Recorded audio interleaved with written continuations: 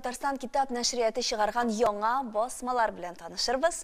Чөнки каршыбызда Татарстан Республикасы китап нәшриятының балалар әдәбияты редакциясе мөдире Айсул Галиева һәм Татарстан китап нәшрияты мөхәррире Рифат Сәлах утыралар. Саумысыз, хуш килдегез. Хәерле исәнмесез. Көннән-көн сөйнәбез, чөнки сез безнең еш кунакларыбыз. Ник дигәндә, чөнки яңа китаплар басылып кына тора, аларны киштәдән эзләп табасы гына кала. Бүгенге көнгә туры килгән китаптан башлыйк әле, ул астрономия, космоска бәйле. Безнең китап нәшриятында быел 10 энциклопедия чыгачак. Шуның 5-сен бүген алып килдек. Әле 5-сен әзерлибез. Димәк, әле ул китап кибетләрендә юк. Китап кибетләрендә узган атнада юк иде. Җомга килгән, менә бүген барлыкка килер пәйда булыр дип көтәбез инде. Астрономия турында иде Рифат. Мөхәррир буларак. Мөхәррир әлбәттә Айсул Галиева. Менә бу астрономия китабы, аның тарихы.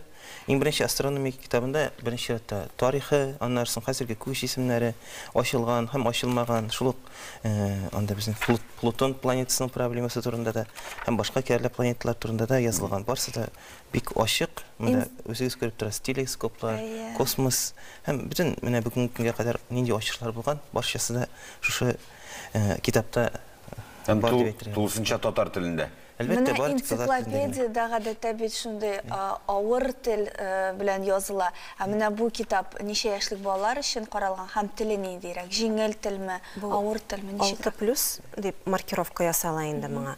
Бу урта яшьтәге мәктәп балаларына адреслана. Ләкин аны башлангыч класста укучыларда укый ала, кыен түгел, теле җиңел. Кайсы бер терминнарның җыешында без инде урыс телле мөхиттә яшәгәчтән урыс телендәге атамаларында бирдек терминнарның җиңел. Һәм менә шушы китапны эшләгән вакытта Рифатны бүлдереп киттем инде мин. Шушы китапны эшләгән чагында йолдызлыклар турында бик күп язылган. Йолдызлыкларның карталары бирелгән. Әйтәм, җәй көне телескопны алып, аннарысын китап нәшриятында безнең Адлер Темиргалинның астрономия терминнары сүзлеге чыккан иде.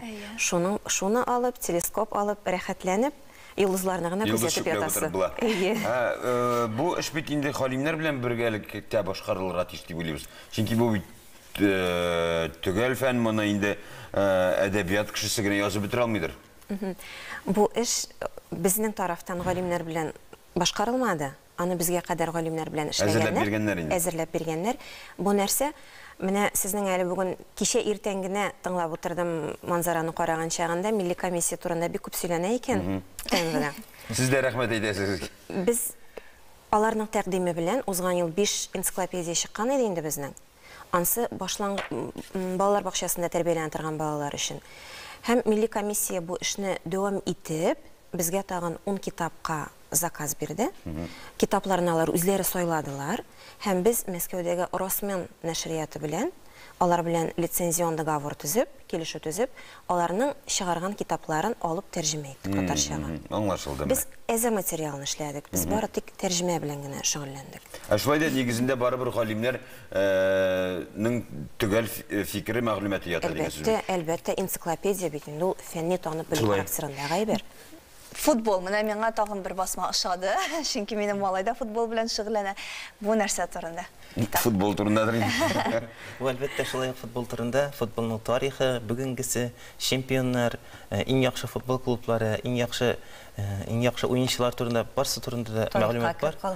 Әлбәттә, тарихка кирип калган уеннар безнең илебезнең чемпионатларындагы төрле кызыклы вакыйгалар һәм футболчыларның гонорарлары да язылганмы? Кайберләре казашыннан башларга кирәк иде. Анысы әлбәттә язылмаган, чөнки аның турында теләсә каян табып була аны мәгълүмат. Иң күп алына торган энциклопедия шушы булыр ахыр. Һәм өчесе инде булар табигать белән бәйле, хайваннар, диңгез, океаннар, сулыклар, терек табигать. Әйе, булар бер-берсен тулыландыра торган китаплар, ләкин кабатлы дип әйтмәс идем. Терек табигатьтә без география фәнен укыган вакытта бу безгә шундый әйбәт ярдәмче булачак. Без барабыз, әйтик мәсәлән, поляр нәрсә дип әйтим инде. Ниләр, тундралар, катнаш урманнар, яфраклы урманнар, саванналар. Без барабыз географик киңлекләр буйлап. Төрле климат шартларында яшәргә мәҗбүр булган Шунда тереклек белән. яши торган тереклек ияләре белән. Гаҗәеп хайваннар дигән китапта без төрле дөньяның төрле почмакларында, төрле шартларда яши торган безгә таныш булмаган дип әйтимме соң инде гаҗәпләнү тудыра торган хайваннар турында. Исеме үзе сөйлидер инде җисеме хакында.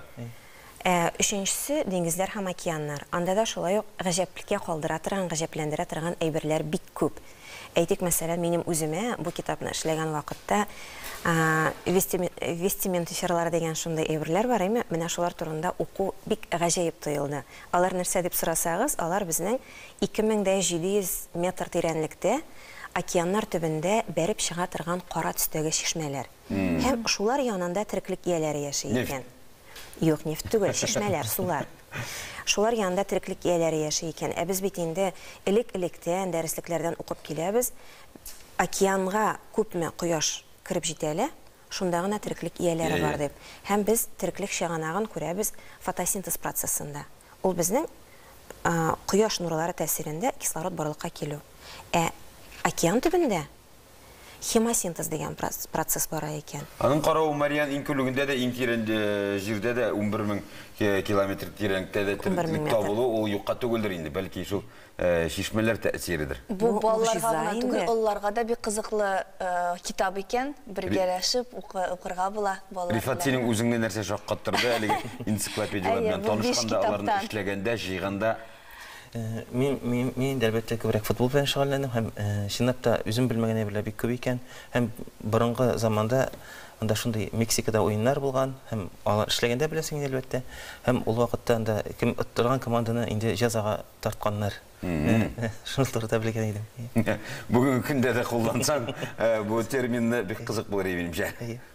Менә балалар бит гадәттә татар телендә китаплар укырга ияләшмәгән. Менә моны гадәткә ничек кертергә, әти-әниләргә киңәш? Бәлки сез җавап бирерсез. Әти-әниләргә укырга кирәк булганы. Бергәләп укырга кирәк. Әле шушы футбол турындагы китап, футболны алып кайттым да өйгә. Малай 5 минутмы, 6 минутмы маташкандыр инде ул китап белән, бер заманы җигереп чыккан. Әни, сез нишләп Лионель Месси турында әз яздыгыз? Менә укыган. Ясында ни күрсә, ышканда шул булыр дип юкка әйтмин, бу инде халык мәкалә, халык инде гасырлар буе сынап, үз тәҗрибәсендә белгәнгә күрә шулай дип әйтә, шуңа күрә әти-әни китап тотып җөреп, китап укыган күрсәтсә, бала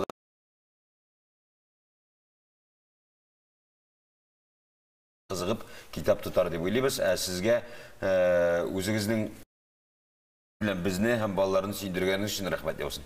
Сезгә рәхмәт чакырганыгыз өчен. Минем инде бүген үк кибеткә барып, менә бу китапларны аласым килеп китте. Кунакларыбыз белән саубулашып, файдалы мәгълүматлар белән уртаклашыйк. Энциклопедия укыган бала һәр вакыт сәламәттә булыр.